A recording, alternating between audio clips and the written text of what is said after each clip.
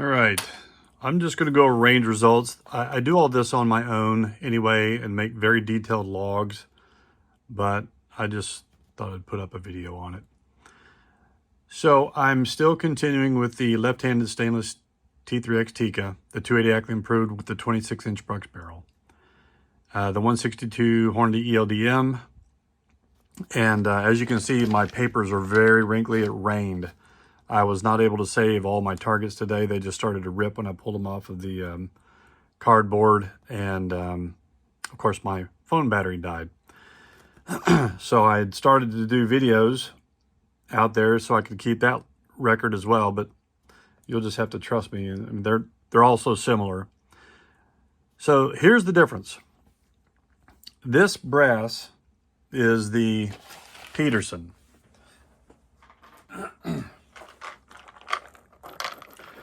It's this stuff. And at this point, they are all twice fired.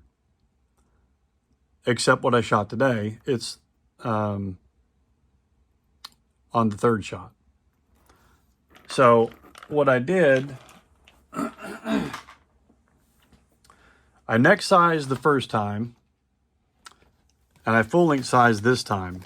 And I actually pulled a Eric Cortina, one of my favorite people.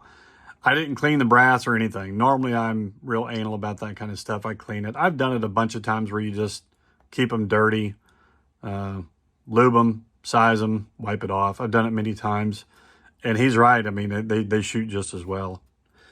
But anyway, the primary difference here with this 280 Ackley is the once fired neck sized versus the twice fired full length size with a 1000 bump. They were trimmed, and I'm using the same powders, the same lot numbers, and I have varied some of the seating depths, and you'll see that here in a second. But for example, one thing I forgot that I made a mistake. I actually have two jugs that are open of N555. I got a 1 pound jug and I got an 8 pound jug. And so when I first tested it, this is the neck size, once fired neck size, and that was when I was working it up, and the velocities at 58 grains from the 1 pound jug were, as you can see, 2968.7, 2964.5, and 2946.2. That exact same powder, the same lot number from the 1 pound jug, but I seeded it longer right here to 3.338, 8 thousandths longer. It did slow down a little bit, as you can see here. It still groups well. I mean, all these are going to work for my hunting purposes. I could just flip a coin. Good enough numbers to most of my longest shots where my dad's property is right at 6 1/4. I've shot deer there twice. 550 is the wood line where I put the other videos. They walk up and down east-west there all the time. That would be something that'd be more apt to happen. But again, there's never a shortage of deer walking 45 yards in front of us. So anyway, here's some interesting characteristics. The Hodgdon 4350 here at 3.330 is hands down the winner with neck-sized once-fired brass. Numbers and everything. I mean, ES as low as like 3. And that was some of the targets I missed today. But basically, they all look like this right here with the neck-sized brass. And as the barrel gets more rounds through it, it is starting to speed up a little bit. But if I'm going to use Peterson brass, the same lot number, I'll just have to log that once fired neck size, Hodgdon 4350, 54.7 grains of it. And again, those were all around the 27 or 2870s, 2869 to 2872.2, 2872.6, and on and on and on. With the full length size, it's a little faster on the twice fired brass. I did the Reloader 19 again. There's the numbers right there. I seated it longer to see if it would do anything different. And I kept the 2 different lot numbers of N555 at the same seating depth, 3.338. It still fits the Tikka magazine, but this was the third group with the 58 of the N555 with the 8-pound jug lot number at that seating depth, 2981, 2988, 2991, and it did this 3 times. And that's, I think I measured that at around 0.47 something. So to summarize, if I get to twice fired and I full length size, it's going to be triple nickel. And once fired next size, it's Hodgdon 4350. And I am losing average about 90 feet per second. I don't care. I don't care. It's this or this. I mean, flip a coin. So that's kind of the summary of the 280 Ackley, and it does help define with early preliminary 3-shot group trials only the differences between once fired next size, which I'm a huge fan of, and then when you get to full length size. And once you start full length sizing, then it's a whole different ball game. You got to basically essentially test everything again. I've already compared once fired full length size with bump and without, and I get better ES with once fired next size. So I'm sticking to it. Been doing it that way for decades. And then I got to the 270s, the Bergara and the new Tikka Rough Tech Ember. So it started off at 42 degrees today, got down to 38 by the time I left. Again, you can see all these targets were just wet. I was lucky to save what I did. These are that old go-to load, the 150 nozzle ballistic tip with 52 grains of Hodgdon 4350. Coal is right there where the book is. It seems to work well in a lot of rifles. These barrels were clean. So this is that old Winchester brass. I used it to foul the barrel. Both barrels were really clean. You've seen my videos on that. You see what I've done. The Bergara has more rounds through it. So overall, when I get these next targets, you'll see overall the Bergara showed better ES in all cases versus the Tikka. The Tikka, as of last night, had 52 rounds through it, plus whatever the factory put through it. And it was clean to metal. But this is the old Winchester brass. It was range brass, if I recall correctly. And could have been multiple lot numbers, don't know. But anyway, as the rifle shot and got a little dirtier, they started to tighten up. There's 1, 2, 3, 4, and you can see what the Tikka is. 1, 2, 3, and 4.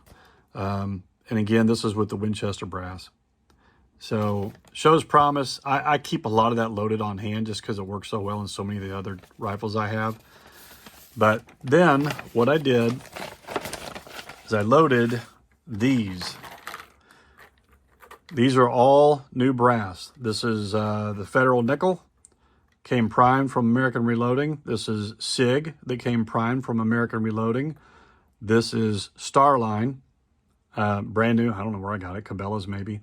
And then that's Nosler Seconds, the last one. And I keep them in order. The first ones over here are the Bergara, and these are the Tikka on the right side. So what I saw was a pattern. What I did is I would take the Bergara first, and I would shoot 2. So 2 of the Federal, and then the next time it came up, it was 2 of the SIG. The next time it came up, 2 of the Starline, and then the final time it was 2 of the Nosler. And I'm alternating between the 2 plus the 280 Ackley Improved. Keeping the barrels cool. The barrels cooled very quickly today, by the way. So with the Bergara, this is the Federal Nickel. Just with these, ES of 25.7. Most of the ESs are just in the 20s. That's pretty good for virgin brass. There's 1, 2, and then 3, 4, 5. Now remember, I shot 1 and 2, and then I racked the rifle, and I went on to something different. And I did not shoot these next. Like I just said, I went on to the SIG next. So that's not the first 5 shots starting this new brass. That's just which bullet holes they are. And as you can see, the further the rifle got dirty, and as time went on, they started to tighten up. I mean, this is a 1/2 inch between 3, 4, and 5 right here, and that's new brass. I did put all these brass in just an old RCBS full-length sizing die, and then over the turn mandrel. So here's the SIG brass. And again, same thing is happening here. There's shot 1, and there's 2. And then there's 3, 4, and 5. Real tight. And this is new brass. I'm a big fan of SIG brass now, by the way, for 270 anyway. I heard about it maybe years ago from Alabama Reloader. And then, like, right after I saw a video, I saw it at Cabela's. But I bought this stuff off of American Reloading, and that was based on one of his videos. You should check him out. ES is 16.9 right here. But again, the pattern is as the rifles got dirtier, in several cases, the 3, 4, and 5 were all tight. Means, you know, I could probably just load this new brass and have a go at it. And then I did the Tikka. Now, overall, keep in mind, the Tikka doesn't have the rounds for it that the Bergara does. I still say that the Tikka Sacco barrels, they clean easy, and it doesn't take as many fouling shots in them compared to the Bergara with my limited experience with Bergara. But anyway, I'm already 11.5 minutes into this, or almost 12 minutes. I'm going to speed it up. Here's the new Federal nickel. Now, again, I think some of they had so many pieces of this Federal nickel, I think they had more than one lot number. And that's why I made that note there, because, again, there's 1, 2, and 5 right there. And, of course, the speeds of 1, 2, and 5, 2862, those are all close. These 2 flyers down here are in the 2899 and 2890. So I'm convinced those are different lot numbers of brass. There's the SIG. No clue the order of those. I just remember it just kept staggering. I think that might be 1, and that might be 5, and the other 3 are right there. And there's the Bergara again. This is funny. I don't know the order of the star line, but I do know that that's 3 and 4. And ES of 23.4, and with the Nosler, ES of 23.3. Here's what's interesting about Nosler brass. It's like it's pure junk when it's new, but once it's fired and full-length size, no bump, it tightens right up. I've seen that time and time again. And the Starline brass, I got a note here, it was extremely hard to seat bullets compared to the others. So, and there is the new Starline in the Tikka, ES 26.4, and the new Nosler ES 24.3. And again, when the speeds were real close, the bolts were tied together. There, you see it there too. Anyway, that's it. Can't shoot for a week.